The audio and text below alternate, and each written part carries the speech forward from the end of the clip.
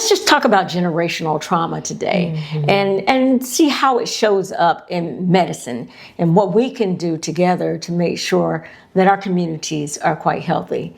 And so here we are again. I'm Dr. Sharon Dixon with Dr. Norma Mobley to give you this conversation. So I guess, it's best for us to just start off with the definition. So what is generational trauma? Right. So if we're looking at the true definition, it is the transmission of psychological consequences of traumatic events from one generation to the next. And we know that this happens in the African American community from these most definitely. and years and years of trauma. Folks don't always believe us, but when you've been under this for over 400 years, we have to start believing it at some point. Right. But now, how does it show up, though, Norma? So it could show up in a multitude of ways that may seem very common, and so can also lead to misdiagnosis or not being picked up on by the provider at all. It may manifest as anxiety. It may be chronic fatigue. It may also even be an autoimmune disorder. The stress and the trauma from those generational occurrences having the impact on the body for a long period of time. Yeah, I was really surprised to hear about the autoimmune part, because that's going to be important for us, especially those who are physicians out there who are taking care of somebody that we're thinking about that. And what is the highest incidence of those diagnoses? What population is diagnosed with autoimmune disorders the most? African American women. African American women. There's also depression and post-traumatic stress disorder. Yeah, so we need to have this on our list of possible causes, when we're trying to identify what is leading to this physical manifestation of illness that we're seeing. Trauma or generational trauma needs to be one of the things that we are thinking about. Right. And it can also impact the utilization of the healthcare system, in essence, because the individuals will distrust the healthcare community. Yeah. And we know be fearful. And we really talked about that a lot with Black women in particular. Of course, we've always been thought of as super women, and that we don't need anything, and that any of these traumas, whether it be something physical in the past, don't really apply to us. Right. And they don't cause us pain. We've had terrible time with even delivery of our babies. But folks don't look at it as something that needs to be high risk or highly thought about in terms of caring for us as we go through those pregnancies. Right. And I think about children that I encounter in my practice. A lot of times they present with concerns of behavioral problems. They're acting out in the classroom. They're difficult for the parents to manage, and they may have symptoms of depression themselves.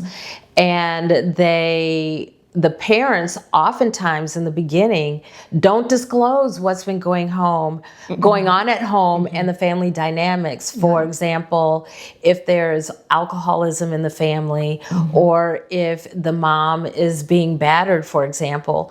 I have a family that I can think of where the child had severe anxiety, was not performing well in school for years, and it did not resolve until mom and dad separated. And that's when mom disclosed that she was being battered. And this child had witnessed his father hitting his mom. Yeah. So we talk about that a lot, about the social determinants of health, and that we have to consider all those things when we're looking at our patients, especially when we are caring. Well, it really doesn't matter whether they're in a low socioeconomic No, it does not matter. Or high. No, it does not matter. Right. There are social things that may be going on, and we need to ask about those things. Even we as women in medicine may be encountering a controlling environment within our own household and don't feel like we have anywhere to turn to seek help from that. Right. And it impacts our work. It impacts our work. Yeah. So, we have to address our own issues right along with those of our patients, and know how to recognize, again, when there's something that we need to look at. So, Prasharon, let's talk a little bit about how, you mentioned it's been 400 years of trauma for our community, and how that affects not just the patient population, but also those of us who are practicing medicine. Yeah, I think we have had such a distrust in our community of the medical profession, and we're included in that it makes it sometimes difficult for us to be able to guide our patients the way we'd like to. From slavery time to when we did have some rights, and all of a sudden many of us began to think that the better physician is the one that doesn't look like us, and so if you're getting our physician, that's a problem. Or someone that looks like you're getting a physician who is lesser than. Those are all things that we have to deal with. And even more recently, when you think about like the Tuskegee study, where right. Men were just allowed to have syphilis and to see what the impact would be on them when we knew there was a cure. There are many folks who still believe that kind of stuff goes on, and it may. And it may. Henrietta Lacks, for example? Yeah, you took all of her DNA and just doing whatever you want to with it. Even back to the studies or the gynecological procedures that were first done on Black women with no pain management. Right. That has spurred some of the kind of gynecological studies that we see today, but it was done on the backs of Black women.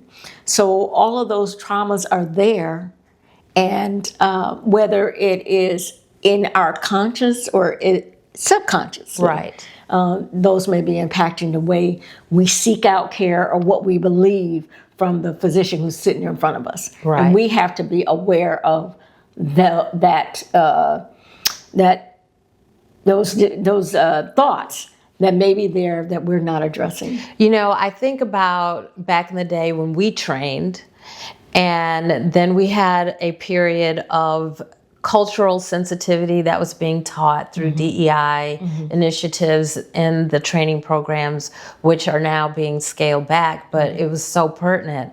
I'm sure you can remember being in training as a student or even beyond, and hearing attendings and residents using different vocabulary that the patients may have been using and saying, oh, they say clogging, that means blood clots. Right. But you would often hear it in a joking manner, right, as in making fun, but no one was ever conscientious about, can they hear what I'm saying? Right, right. And no one must understand right outside the door. Right. And guess what? They would be saying it to us, and right, they didn't care that they were saying something derogatory about someone who looks like me. Right, right, right. Yeah, so there's so much that goes into this area that is important. Which in essence impacted how I interacted as a patient in healthcare. Right, right. So, really important that we think about that. There's so many things that impact how we provide medicine or how we provide care, and how our care is received by those we're trying to assist. So just kind of having a well-rounded thought about who's sitting in front of us is important to our being able to make sure that they are indeed cared for in the best manner.